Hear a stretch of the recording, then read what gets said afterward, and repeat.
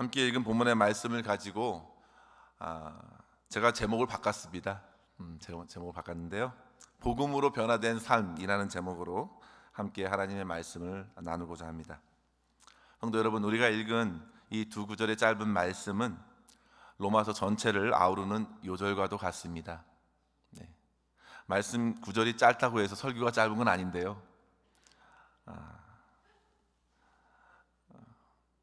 그래도 이 말씀을 통해서 제가 많이 은혜를 받았어요. 근데 여러분들도 함께 도전을 얻었으면 좋겠습니다. 오늘 말씀의 주제는 복음입니다.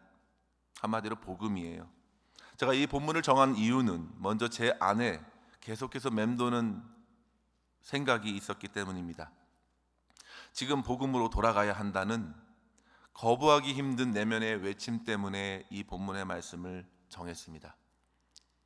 올해 단기 선교를 다녀오고 나서 계속 저에게 들려지는 말씀이 복음으로 돌아가야 한다. 복음으로 돌아가야 한다. 본질적인 명령이죠. 이 말씀을 묵상하면서 제 자신을 잠잠히 들여다보았는데요. 제가 저희 교회에 비교적 오랫동안 2011년도 12월 달에 와서 오랫동안 사역을 하고 있고, 같은 자리에서 오랫동안 섬기다 보니까 제 안에 어느덧 이 복음에 대한 영적 전쟁을 앞두는 그 복음이 가져다주는 이 야성을 잃고 있는 것을 발견했기 때문입니다. 혹시 저와 같은 분들이 이 자리에 계실 수도 있겠다 싶습니다. 그래서 저는 이 말씀을 붙들고 함께 그분들과 더 깊은 은혜를 받고 하나님 앞에 정신 차리고 신앙생활 하기를 소망합니다. 성도 여러분, 우리가 신앙생활을 하면서 항상 깨어 있을 수 있는 비결이 어디에 있을까요? 항상 깨어 있을 수 있는 비결을 어디에서 찾을 수 있을까요? 곰곰이 생각해 보면 그것은 아주 간단합니다. 예배소 교회를 향해서 주님께서 말씀하신 대로 어디서부터 떨어졌는지 생각하고 회개하는 것이죠. 그리고 다시금 첫사랑으로 돌아가는 것입니다. 바로 그 자리에서 예수님께서 나를 처음 불러주셨을 때 그때로 돌아가 다시 한번 마음을 다잡고 그 구원의 감격에 힘입어 일어나 하루에 맡겨진 사명을 감당할 수 있겠습니다. 우리 모두가 복음 되신 주님을 깊이 만난 때가 있었을 것입니다. 물론 이제 처음 복음을 듣는 분들도 계실 수도 있겠습니다. 그러나 어찌되었든 우리에게 들려준 복음은 누구에게나 기쁘고 또 감격적인 소식이 분명합니다. 우리가 듣지 못해서 깨닫지 못해서 다 알 수 없어서 문제이죠. 하나님께서 들려주신 복음은 바로 이 세상을 향한 주님의 복음은 참으로 기쁜 소식이고 감격적인 소식이라는 사실입니다. 오늘 읽은 본문에서의 복음은 바울이 살았던 당시에 로마에서 사용했던 언어 헬라어로 유앙겔리온이라고 쓰였습니다. 이 말씀은 우리가 마가복음 강의 첫 시간을 통해서 듣게 되었는데요. 좋은이라는 에우랑 그다음 소식이라는 앙겔로스가 합쳐서 유앙겔리온, 좋은 소식, 영어로 하면 good news. 당시에 로마 제국은 이 유앙겔리온을 나라의 기쁜 소식을 전하기 위해서 사용하였습니다. 로마와 여러 나라들과 전쟁 중에 승리했을 때 그 승전의 소식을 알릴 때 말을 타고 전하는 전령이 이렇게 알립니다. 각각의 지역에 알리기를 여기 유앙겔리온이 있습니다. 유앙겔리온이 있습니다. 그러면 그 유앙겔리온이 뭔가 사람들이 귀를 기울이죠. 전쟁의 소식을 알릴 때 유앙겔리온을 전했습니다. 새로운 황제가 등극하고 또 황제의 시, 새로운 왕자가 태어났을 때에도 동일하게 여기 유앙겔리온이 있습니다 하고 기쁨의 소식을 전했습니다.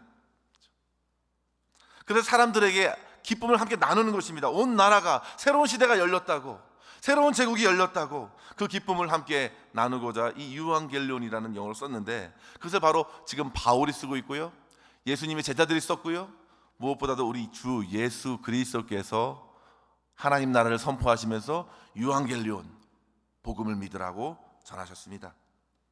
그렇기 때문에 우리가 이 복음을 이야기할 때는 어떻게 이야기해야 될까요? 그냥 무뚝뚝하게 복음을 믿으세요 이렇게 전하는 게 아니라 유앙겔리온, 감격적으로 정말 기쁜 소식이 우리에게 들려집니다. 새로운 나라가 펼쳐졌습니다. 하나님 나라가 우리 앞에 있습니다. 우리는 하나님 나라의 백성이 될 수 있습니다. 감격적인 그 감격이 담겨져 있는 말, 바로 복음입니다. 복음. 얼마 전에 광복절이 지났는데요, 광복절의 감격만큼이나, 그죠? 오래된 전쟁이 종전했다는 소식과 승전했다는 감격만큼이나, 아니 그보다 더 이상으로 비교할 수 없는 벅찬 감격이 이 복음 안에 담겨져 있습니다. 기쁜 소식, 복된 소식. 온 만유를 통치하시고 다스리시는 창조주 하나님과의 만남이 회복되었습니다. 주님과의 단절된 관계가 해결되었습니다. 그 어떤 관계가 아니라 주님과 나와의 관계, 여러분과 주님과의 관계가 회복되었습니다. 생명의 그런 대신 하나님과 단절되었지만 그 단절된 것이 연결되었습니다. 단절되면 어떻습니까? 근데 연결되면 어떻습니까? 단절되면 다 끊기죠. 소망이 없습니다. 연결되면 소망이 있습니다. 그저 소망 없다, 한평생 그냥 자기 마음대로 살아가다가 지옥의 형벌에 빠져갈 수밖에 없는 인생에게 찾아오신 기쁜 소식, 예수 그리스도는 여러분들을 사랑하십니다. 예수 그리스도는 여러분들을 위해 자기 몸을 다 내어주셨습니다. 예수님은 하나님께로 가는 길이 되셨습니다. 예수님만 믿으면 구원 얻습니다. 예수님이 우리의 생명의 주인 되십니다. 예수님이 우리의 모든 문제를 해결하십니다. 예수님을 보내주심으로 말미암아 하나님의 사랑이 저와 여러분에게 보여졌습니다.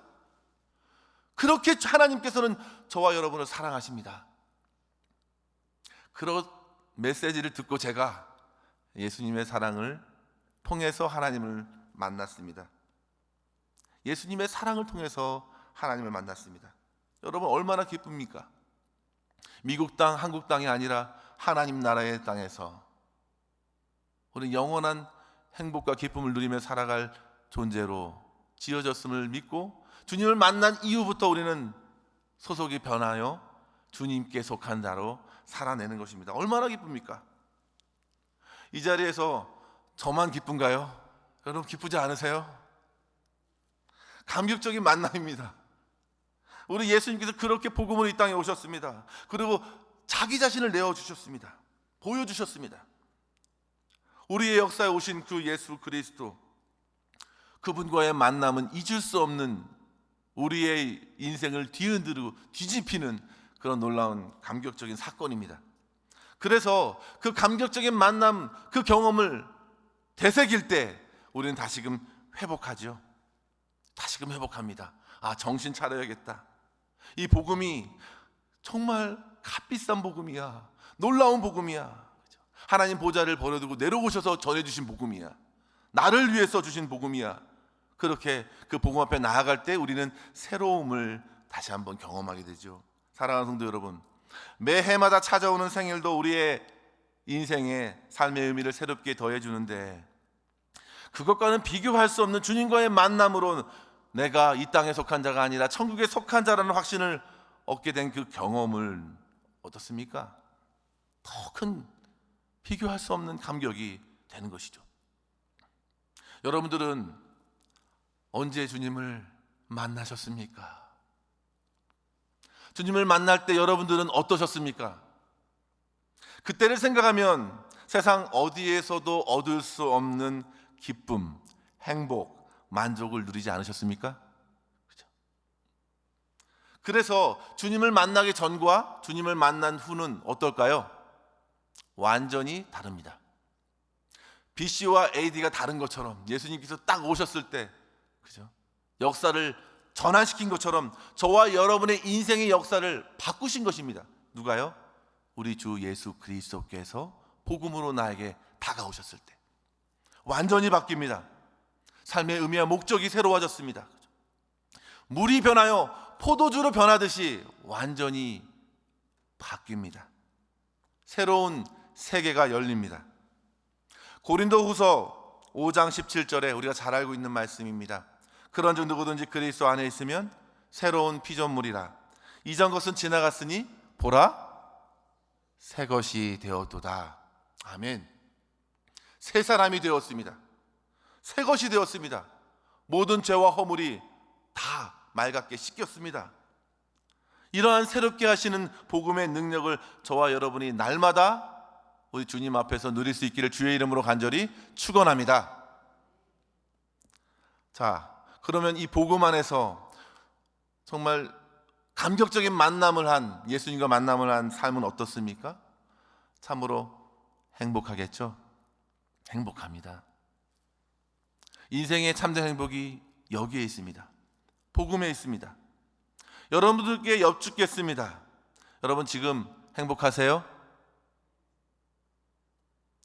자, 제가 우리 청년들에게 좀 많이 얘기해요. 괜찮아요? 괜찮죠? 그러면 정말 괜찮아요? 물으면 좀 얼굴이 바뀌어요. 표정이 바뀌면서 사실 문제가 많습니다. 그러면서 기도 제목을 하나씩 내놓는 친구들이 있습니다. 여러분도 정말 행복하십니까? 감사합니다. 우리 옆에 있는 분들에게 한번 질문해 볼까요? 정말 행복하세요? 한번 깨우면서 한번 이야기해 볼까요? 정말 행복하세요? 네, 정말 더 행복해지는 모습이에요. 제가 앞에서 보니까 다 기뻐하시고 행복하신 것 같습니다. 제가 새가족을 섬기면서 새가족 부서에서 새가족 모임을 하잖아요. 4번의 모임을 갔는데 첫 번째 모임 시간에 교회를 이루는 성도의 정체성에 대해서 새가족분들과 같이 나눕니다. 중요한 것은 성도들이 누구인가? 성도들은 교회의 구성원이다. 성도들의 모임이 교회입니다. 건물이 아니라 성도들이 교회입니다. 성도들의 특징이 있습니다. 세상의 사람들과는 완전히 다른 사람들이라는 사실입니다. 이것을 강조합니다. 프랑스 철학자이자 신학자였던 파스칼이 말했죠. 모든 인생은 행복을 위하여 간절한 바람으로 행복을 추구하며 살아간다. 행복을 위한 간절한 바람으로 행복을 추구하면서 살아간다. 그러나 그리스도인만큼은 이미 주 안에서 행복을 누리고 있는 사람입니다. 이렇게 얘기합니다. 다른 데서 찾을 필요가 없이 이미 주님 안에서 행복을 누린 사람이 교회이고 성도입니다. 그 행복은 퀄리티가 다릅니다. 지금 한순간만 누리는 행복이 아니라 지금부터 죽음을 뛰어넘어 영원한 세계에 이르는 행복입니다. 그 행복을 누구도 앗아갈 수 없는 행복입니다. 이렇게 얘기합니다. 이 가치를 우리는 누리고 있는가?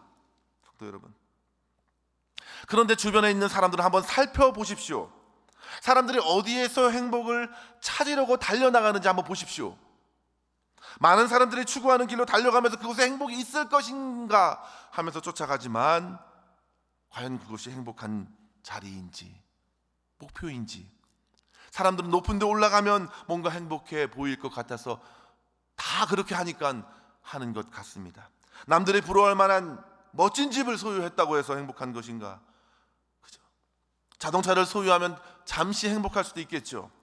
돈은 넉넉히 갖고 쓰면서 행복을 좀 누릴 수도 있겠죠. 네. 사람들은 그것 안에서 잠깐의 행복을 누리고자 하는 것 같습니다. 어떤 분들은 맛난 음식을 원 없이 먹고 살이 찌지 않으면 행복할 것 같아서 그렇게 행복을 먹는 데서 찾는 경우가 있고요, 또 빼는 데서 찾는 경우도 있습니다. 학생들인 경우에는 시험을 잘 치러서, 제가 잘 알고 있는 시험에 문제가 나와서 잘 치러 좋은 학교 가는 것에 행복을 찾기도 하고요, 청년들은 원하는 직장에 인터뷰를 잘 보고 그렇게 좋은 연봉을 받으면서 직장에 들어가는 첫 발걸음이 참 행복할 것 같아서 노력합니다. 결혼하지 않는 청년들, 아직 결혼하지 않는 청년들이 있나요? 네. 정말 청년들이 없네요. 결혼하지 않는 청년들은, 싱글인 청년들은 마음에 쏙 드는 이상형을 만났는데 그 이상형이 나를 좋아한다면 행복하겠죠? 네. 그런 행복을 꿈꾸면서 사람들을 만나곤 합니다. 그러나 성도 여러분, 그것이 얼마나 금세 사그러지는지 오랜 세월을 살아내신 여기 대부분의 성도님들은 너무나도 잘 알고 있지 않습니까? 심지어 결혼을 해도 그죠? 크게 달라진 것은 없는 것 같습니다. 결혼의 행복을 가져다 주는 건 아니잖아요. 그렇지 않으면 이혼하는 분들은 없을 것입니다. 그죠? 성도 여러분, 행복을 위해서 사람들이 얼마나 많은 노력을 하면서 다름질하고 있습니까? 그것으로 행복을 얻으려고 하고 만족을 얻으려고 인생을 다름질하지만 어떻습니까? 그것을 추구하고 또 추구할수록 오히려 갈증을 더 느끼고 공허함을 느끼는 것이 바로 인생입니다. 마치 수가서 여인과도 같은 것 같아요. 수가서 여인처럼 바꾸고 또 바꿔도 만족함이 없습니다. 목마르고 또 목마른 것이죠. 그래서 미국 심리학회에서는 이렇게까지 발표했다고 합니다. 행복을 추구하는 것이 곧 사람을 불행하게 만든다. 그러니까 앞서 파스칼의 말을 다시 한번 생각해 보시면요, 모든 사람이 행복을 추구하는 존재인데 결국 그것을 채우지 못하니까 어떻습니까? 모두 다 불행한 처지에 있다는 사실입니다. 이것이 바로 모든 인생의 현주소입니다. 복음을 만나지 못하고 듣지 못한 인생의 현주소입니다. 그러나 성도 여러분, 그리스도인들, 성도는 누구인가요? 그들은 더 이상 거기에서 행복을 누리지, 그곳에서 행복을 추구하지 않는 사람들입니다. 그것의 한계를 이미 알고 복음 안에서 깨닫고 오직 복음 안에서 참된 기쁨과 만족과 행복을 누리고 있는 사람이 바로 성도인 줄 믿습니다. 우리는 그러한 기쁨과 복된 소식을 접한 사람입니다. 우리 주님께서 바로 비참한 죽음 앞에서의 절망하고 비참한 삶을 전전긍긍해서 살아왔던 인생을 가로막고 복음으로 들려주신 예수님을 우리는 만났고 예수님의 길을 걸으면서 하나님과 동행하는 삶을 살아내는 것이죠. 사랑하는 성도 여러분, 하나님만이 채울 수 있는 우리의 심령의 공간을 우리 예수님께서 오셔서 채워주셨습니다. 그래서 우리는 부족함이 없는 것입니다. 다윗의 고백처럼 여호와는 나의 목자시니 내게 부족함이 없으리로다. 부족함이 없는 것입니다. 다 채워졌습니다. 행복합니다. 만족과 행복은 같은 의미이죠. 배부른 사람들입니다. 행복한 사람들입니다. 오늘 우리는 본문의 말씀에서 바울에게서도 그와 같은 행복과 기쁨을 엿보게 됩니다. 본문에서 그의 고백을 한번 보십시오. 그는 복음이신 예수님을 만난 후 자기 자신을 소개합니다. 로마의 성도들에게 1장 1절에 보시면 소개하고 있는데, 우리 같이 로마서 1장 1절 슬라이드를 참고하시고 한번 같이 한 목소리를 읽어볼까요? 같이 있습니다. 시작. 예수 그리스도의 종 바울은 사도로 부르심을 받아 하나님의 복음을 위하여 택정함을 입었으니 하면서 계속 복음에 대해서 그 복음에 대해서 계속 이야기하고 있는 말씀이 우리 앞구절까지 나와 있습니다. 바울은요, 예수님을 만나서 그의 정체성이 이렇게 분명히 사로잡혔습니다. 예수님의 종, 사도로 부름을 받았다, 하나님의 복음을 위해서 택정함을 입었다, 다시 태어났다는 말입니다. 딱 하나님께서 나를 찝어주셨다는 겁니다.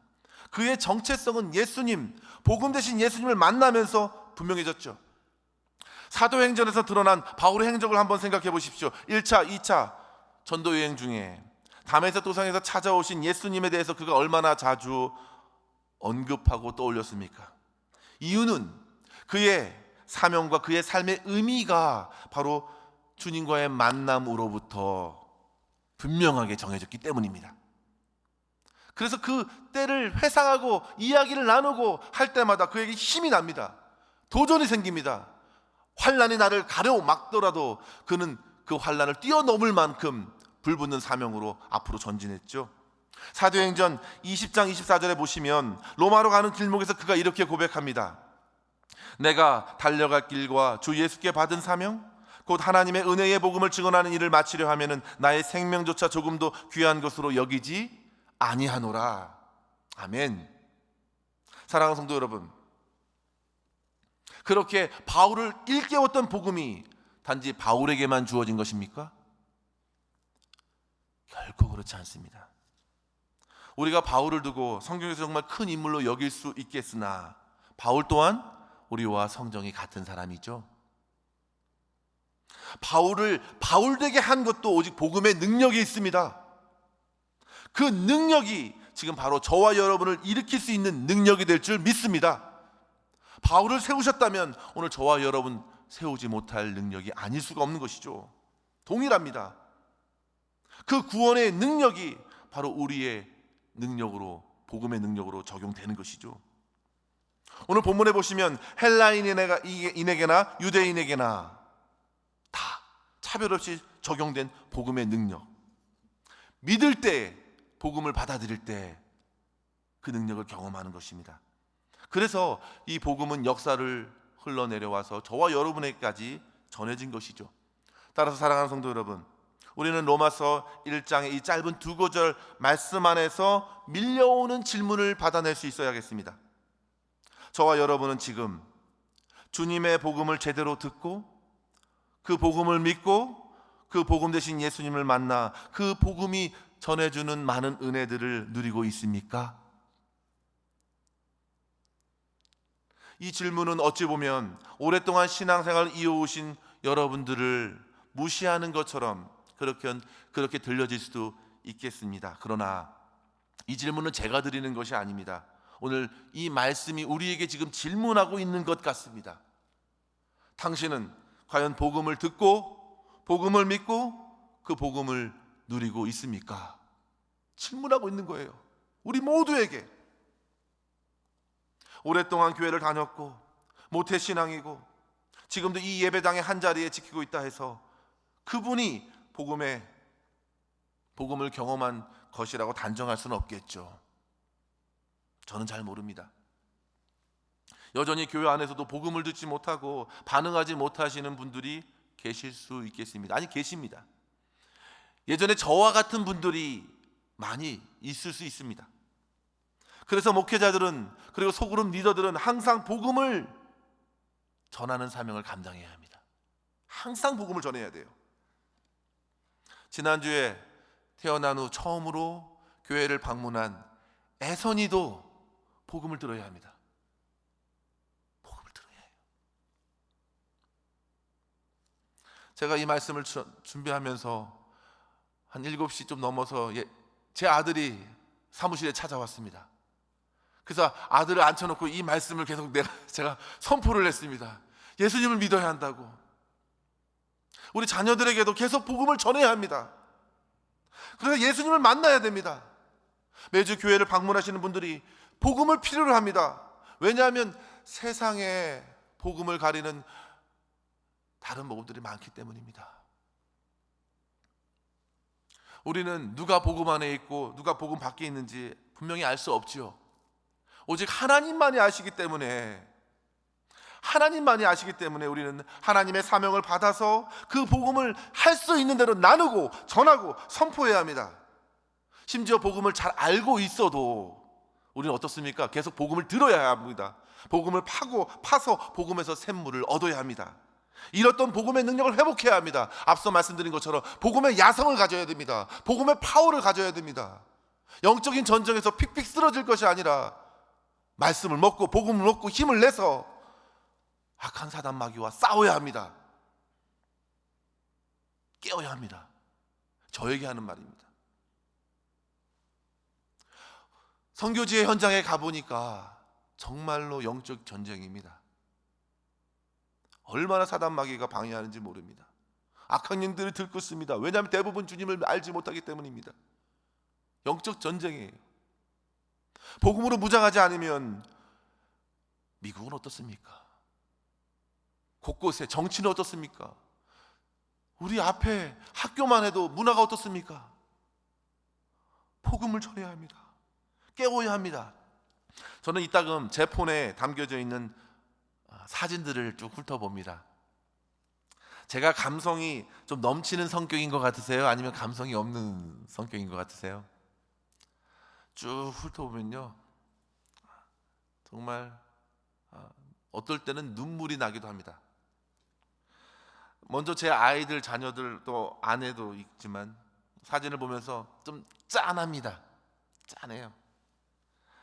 그 당시에 더 잘해주면 좋았을 텐데 내가 너무 잘못했다, 이런 후회함도 있고 회개도 있고 좀 그런 마음이, 미안한 마음이 듭니다. 제 사무실에는 한쪽 편에 여러 사진들이 붙여 있습니다. 오신 분들은 잘 알고 계실 텐데요. 저는 틈틈이 일어나서 그 사진을 곰곰이 봅니다. 성가대 때 찍은 사진, 우리 찬양제 때 찍었던 사진, 칸타타 때 찍었던 사진, 여러 사진들을 보면서 그분들을 한 분씩 한 분씩 제가 이렇게 자주 보고 이름도 불러가면서 봅니다. 틈틈이 그 사진을 보면서 여러 생각을 합니다. 점점 하나님께로 가신 분들이 많아지고 있어요. 제가 앞서 말씀드린 것처럼 10년이 지났잖아요. 정말 보고 싶은 분들이 참 많이 있는데 그 사진에 어떤 사진은 거의 대부분이 하나님께로 가신 사진도 있습니다. 그 사진을 보면요, 이렇게 후회도 있고 기쁨도 있고 도전이 돼요. 그러면서 여러 감정이 제 마음에 생기기 시작하면서 오늘 새롭게 찍는 사진, 오늘 제가 새롭게 만나는 분들 한 분 한 분이 얼마나 소중하고 귀한가, 저들에게 복음으로 섬기고 예수님으로 섬기고 그리스도의 사랑으로 섬겨야 되겠다는 생각으로 마음을 다잡는 것이죠. 복음 앞에 다시 한번 서는 것도 마찬가지 원리입니다. 여러분, 복음 앞에 서십시오. 예수님 앞에 다시금 서십시오. 주님과 더욱 깊은 교제의 자리로 나아가고자 주님 앞에 서십시오. 옛날 그때 첫사랑 때 주님 앞에 섰던 그때의 기억을 다시금 되새기면서 정신을 차리고 결단을 새롭게 하고 그때 주신 사명을 깨워 그 사명대로 끝까지 우리는 다름질해야 될 줄 믿습니다. 오늘 말씀을 준비하다가 우연히 본 책이 있어요. 이번 주일에 신간서적으로 나올 책인데요, 때마침 제가 책을 받았는데 그 책 제목이 너무 마음에 들었습니다. 책 제목이 복음을 들고 너에게 갈게. 오늘 말씀을 전하는 내용하고 많이 흡사해서 제가 책을 한 순간에 다 읽었는데, 그 책을 보면 복음 재검 문진표라는 내용이 있어요. 이제 상태를 확인하는 것이죠. 스스로 복음이 필요한가 그 책에서 묻는 것입니다. 책 안내에 따라서 그 문항을 쭉 훑어보고 어느 것 하나라도 해당된다면 다시금 복음 앞에 서기를 애쓰라는 것입니다. 제가 몇 자 적어왔는데요, 신앙생활을 하고 있지만 그로 인한 기쁨이 없다. 그러면 다시 한번 복음으로 돌아가야 한다는 거죠. 주일 예배 시간을 제외하고는 일상에서 하나님을 거의 떠올리지 않는다. 사람들이 말하는 행복을 얻는 방법, 즉 돈, 지위, 권력, 유흥, 취미 등을 찾고 그것을 붙잡으려고 애쓴다. 교회의 설교나 교육이 납득이 되지 않아 불편한 마음이 들 때가 종종 있다. 그러면 복음으로 돌아가야 합니다. 성경을 읽어야 한다는 것을 잘 들어서 잘 알지만 관심이 적고 손이 잘 안 간다.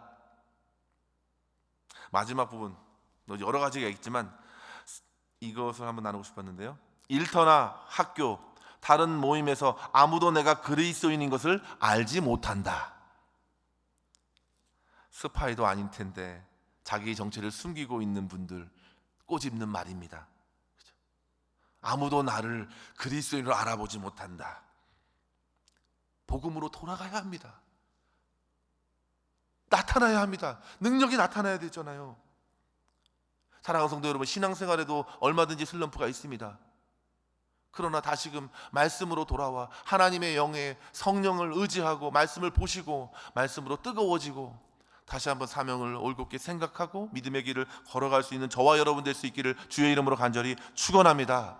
오늘 말씀은 그와 같이 로마 성도들에게 바울이 자기가 만난 경험한 복음의 감격을 가지고 도전하는 말씀인데요, 오늘을 사는 성도들에게도 그대로 적용됩니다. 복음을 들은 성도들이 어떠한 변화된 삶을 살아가는가 두 가지로 도전해주고 있는데요, 그 도전을 잠시 살펴보고 말씀을 이어갑니다. 첫째로 성도 여러분, 결코 복음을 부끄러워하지 아니하고 복음의 능력으로 살아가는 삶을 살아내십시오.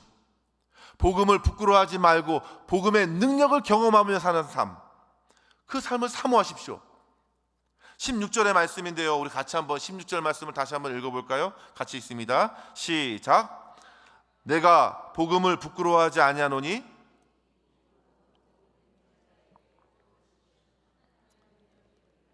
먼저는 유대인에게요 그리고 헬라인에게로다. 아멘. 복음을 제대로 들으면 복음을 부끄러워하지 않습니다. 복음이 드러나게 되어 있습니다. 감추려고 하지 않습니다. 복음은 드러나게 되어 있습니다. 심지어 자랑하게 되어 있습니다. 좋은 일입니다. 기쁜 소식입니다.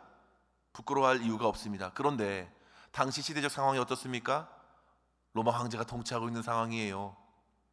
그런 상황에 처해 있는, 가장 그 상황을 맞닥뜨리고 있는 로마 성도들에게 쓰는 편지입니다. 복음을 부끄러워하지 말라. 죽으면 죽었지 복음을 부끄러워하지 말라. 상당히 묵직한 말이죠. 담대한 말입니다.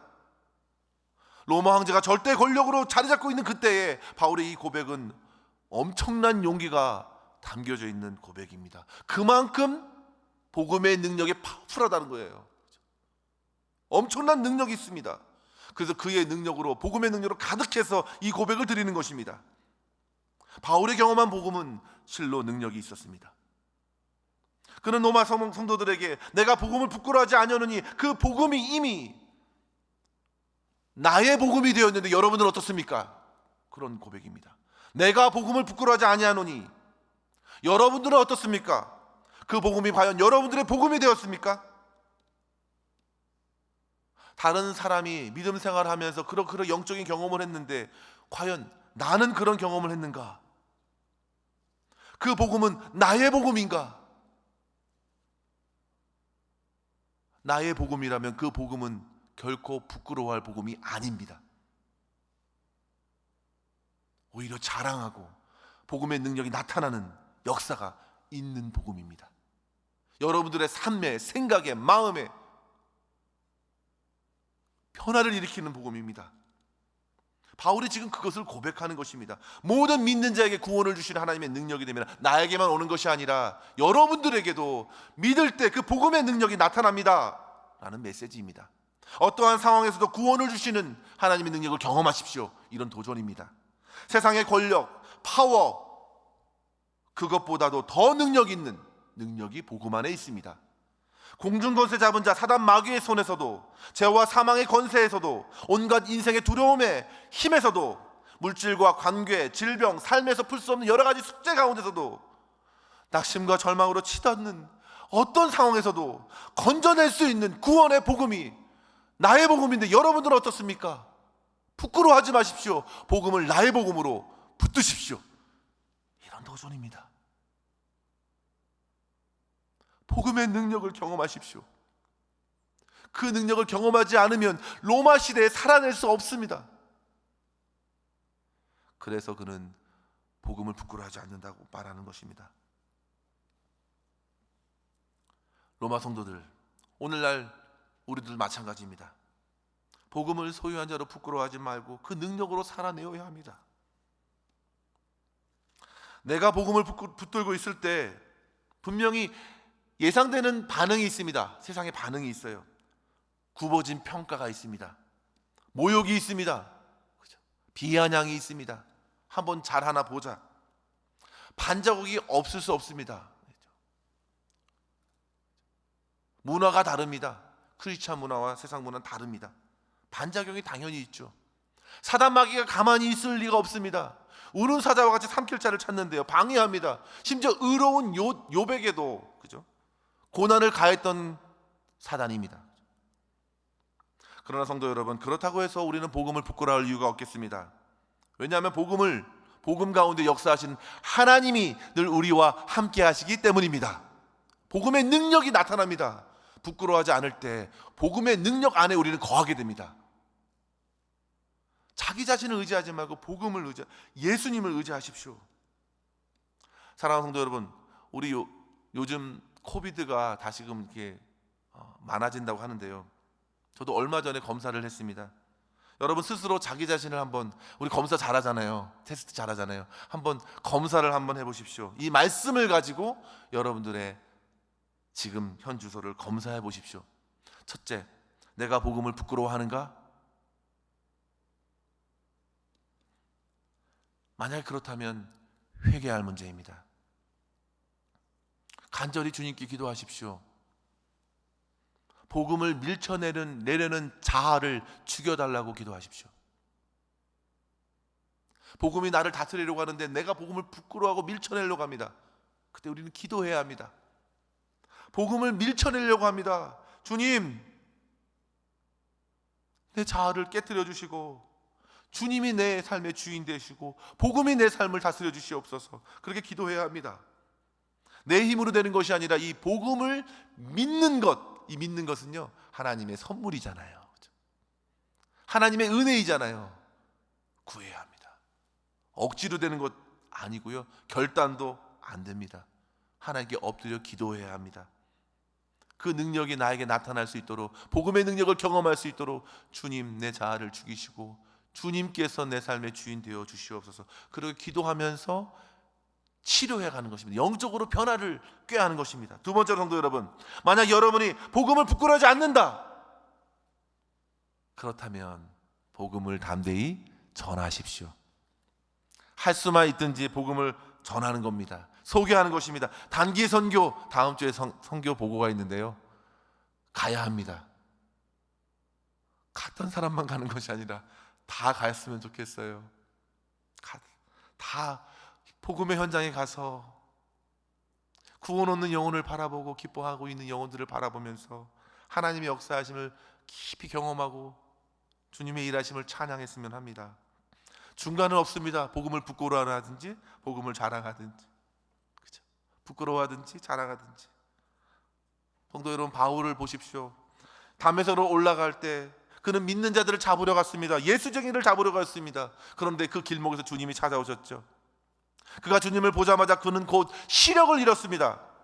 그러면서 그의 생각과 마음에 여러 가지 생각과 감정이 요동했을 것입니다. 그죠? 주님께서는 그가 기도하는 중이라고 하셨습니다. 주님께서는 일부러 그에게 눈을 가리셨죠. 그러면서 기도하게끔 했습니다. 생각하게끔 했습니다. 주님을 만나고 나서 그는 생각해야 했습니다. 기도해야 했습니다. 그동안의 삶을 돌이켜 기도하면서 그는 진심으로 회개하였을 것입니다. 그가 처음 길을 나설 때에는 분명 그에게서는 의기양양하게 예수님 믿는 사람들을 붙들어야겠다, 예수쟁이들을 붙들어야겠다. 그에게는 그리스도는 부끄러운 일이었습니다. 그러나 그가 복음 대신 예수님을 만난 후에 그는 자기 자신이 부끄러웠습니다. 그동안 주님을 핍박했던 자신이 너무나도 부끄러웠습니다. 주님을 오랫동안 무시하고 자기 신념으로 살아왔던 삶이 참으로 참담했습니다. 그는 결코 예수가 부활했을 것이라고 생각하지 않았기 때문입니다. 그런데 그 주님을 만났습니다. 그리고 나서 모든 예수님에 대한 의심과 불신이 사라졌습니다. 그리고 자기 자신을 경멸하지 않을 수 없었습니다. 회개하는 것이죠. 철저히 회개하는 것입니다. 그의 회개의 결과는 어떻습니까?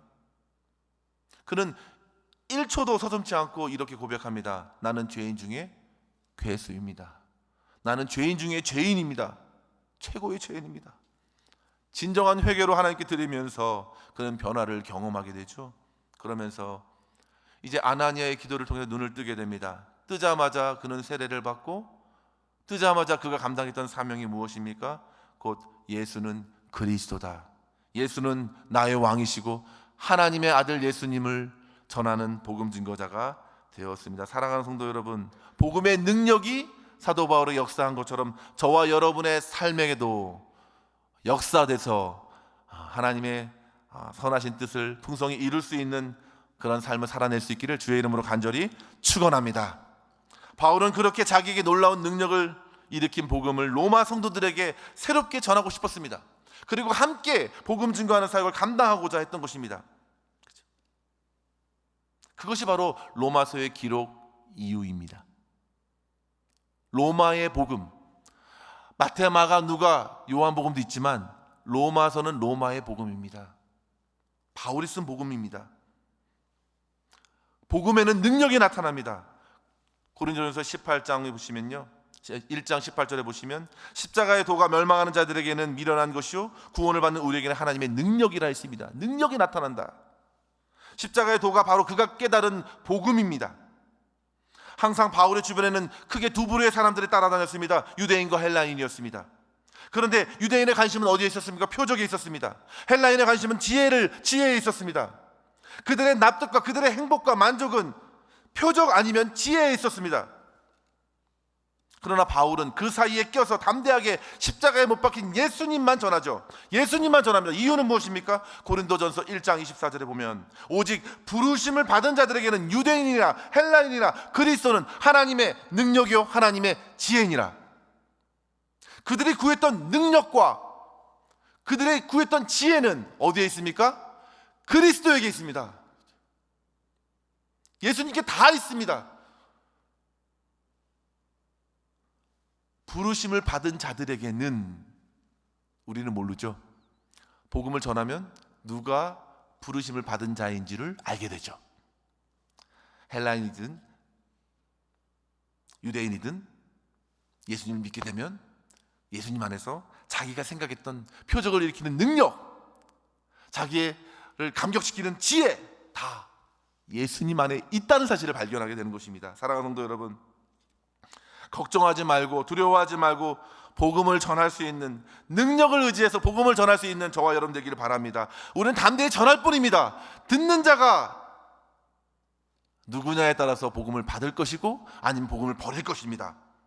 우리에게 달려있지 않습니다. 고린도후서 4장 3절 4절에 이렇게 나오죠. 만일 우리의 복음이 가리웠으면 망하는 자들에게 가려진 것이다. 그 중에 이 세상 신이 믿지 아니하는 자들의 마음을 혼미하게 해서 그리스도의 영광의 복음의 광채가 비치지 못하게 함이니 그리스도는 하나님의 형상이니라. 그죠? 이 세상에 혼미하게 하는 악한 신들, 방해자들, 악한 영들이 방해해서 믿지 못하는 이들은 그들의 책임이다. 우리는 전할 뿐이다. 사랑하는 성도 여러분, 담대히 전하십시오.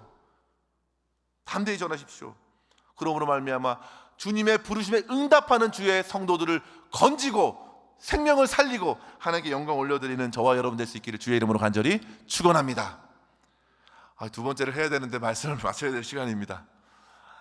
둘째로 성도 여러분, 복음의 삶은요 오직 믿음으로써 가능하기 때문에 항상 하나님께 감사와 영광을 올려드린다는 사실입니다. 우리 17절 말씀을 한번 같이 한번 읽어볼까요? 같이 한번 읽습니다. 시작. 복음에는 하나님의 의가 나타나서 믿음으로 믿음에 이르게 하나니 기록된 바 오직 의인은 믿음으로 말미암아 살리라 함과 같으니라. 아멘. 복음을 받아내는 손이 어디입니까? 믿음입니다. 믿음. 복음을 받아내는 그릇이 믿음이라는 그릇이에요. 복음을 받는 손, 믿음의 손. 그것은 하나님이 주시는 것이죠. 은혜로 주시는 것입니다. 은혜로 주시는 거예요. 선물로 주시는 것입니다. 오늘 본문에 사실은 믿음이 강조되고 있어요. 그런데 이렇게 조금 급하게 말씀을 전하게 됐네요. 믿음이 강조된 것인데, 믿음이 중요한 것인데, 복음 안에 들여다보면요 하나님의 의가 발견됩니다. 그 의가 나의 의가 되기 위해서는 무엇이 필요해요? 믿음입니다. 믿음밖에 없어요. 그런데 오늘 본문에 보시면 하나님의 의가 나타나서 믿음으로 믿음에 이르게 하나니, 이 믿음으로 믿음에 이르게 한다, 이 구절에 여러 주제가 있습니다. 여러 학자들의 의견이 분분합니다. 이 믿음은 도대체 이 믿음과 이 믿음이 무엇일까? 앞의 믿음과 뒤의 믿음, 구약의 성도들의 믿음이고 뒤에는 신약의 믿음인가? 전하는 자의 믿음이 앞에 있고 듣는 자의 믿음인가? 현재의 믿음은 앞에 있고 두 번째 미래의 믿음은 나중에 있는 믿음인가? 어떤 분들은 예수님의 믿음이고 그 다음에 사람의 믿음인가?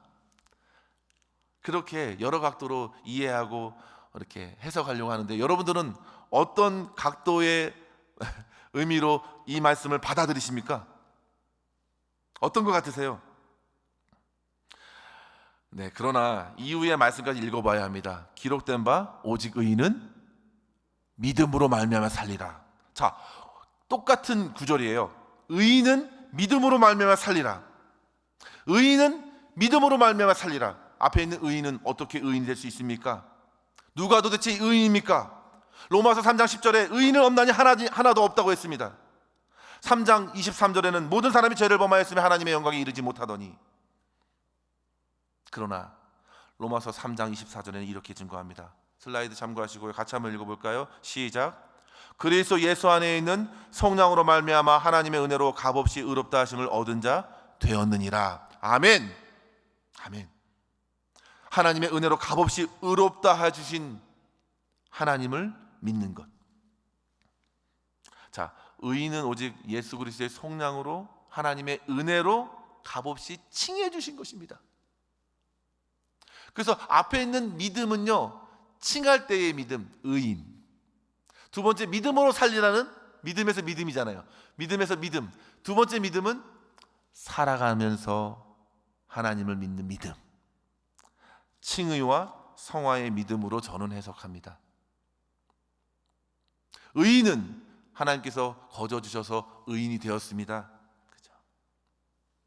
이제는 어떻게 살아야 돼요? 믿음으로 사는 것입니다. 믿음으로 칭의를 받고 믿음으로 성화되는 것입니다. 믿음은 누가 주셨습니까? 하나님이 주셨습니다.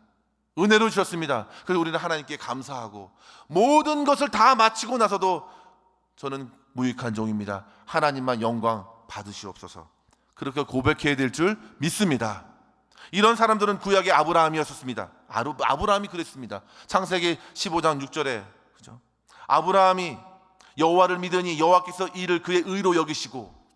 자, 아브라함이 여호와를 믿으니 여호와께서 그르리라고 얘기하지 않았어요. 뭐로 얘기했어요? 이를, 아브라함이 여호와를 믿은 그것을 그의 의로 여겼다는 겁니다. 그는 불의한 자지만 그 믿음이 그를 가린 거예요. 그래서 하나님께서 의롭게 여기셨다, 의롭게 칭하신 것입니다. 아브라함 이전 사람 중에서 노아가 그랬습니다. 노아가, 그는 의인이라고 얘기했는데 그 앞구절에 하나님의 은혜를 입은 자다, 이렇게 표현합니다. 하나님이 그를 보실 때 의인으로 바라보셨습니다. 그렇게 칭해 주신 것입니다. 의인이란 그렇게 하나님이 봐주신 것입니다. 믿음으로 예수님의 의로 가려주신 것이죠. 사랑하는 성도 여러분, 아담의 범죄 이후에 이 땅에 의인은 없습니다. 오직 하나님을 믿음으로 하나님께서 의롭게 여겨주실 뿐입니다. 그래서 의인이 되는 거예요. 주님을 믿는 믿음으로 우리는 하나님의 앞에서 의인이 됩니다. 그렇기 때문에 이제 믿음으로 살아내는 것이죠. 오늘 하루도 믿음으로 사는 것입니다. 내 힘이 아니라, 내 능력이 아니라, 내 지혜가 아니라 하나님이 주시는 것으로 살겠습니다. 그것이 바로 믿음입니다. 17절이 바로 그 사실을 보여주는 것이죠. 하나님의 의를 믿음으로, 의인으로 살아가는 방법도 믿음으로 사는 것입니다. 이신칭의대로, 이신득의대로 이제 믿음으로 거룩한 길을 걸어가는 것입니다. 내 힘이 아니라 하나님께서 이끄시는 것이죠. 그래서 믿음으로 믿음에 사는 것입니다. 처음도 믿음이고 마지막도 믿음으로 사는 것입니다. 처음도 은혜고 마지막도 은혜입니다. 그렇게 은혜로 살아가는 것입니다. 사랑하는 성도 여러분, 우리는 이 사실을 분명히 깨달아야 합니다. 복음이 알려주는 사실, 오직 하나님이 은혜로 받은 믿음으로 우리는 복음을 받아들이고 복음의 능력을 통해서 구원받은 자의 감격으로 하루하루를 살아갈 때 우리 하나님께 영광 돌리고 하나님을 찬양하는 날마다 성도의 삶이 되어 갈 줄 믿습니다. 이러한 은혜를 풍성히 누릴 수 있는 저와 여러분 될 수 있기를 주의 이름으로 간절히 축원합니다. 함께 기도하겠습니다.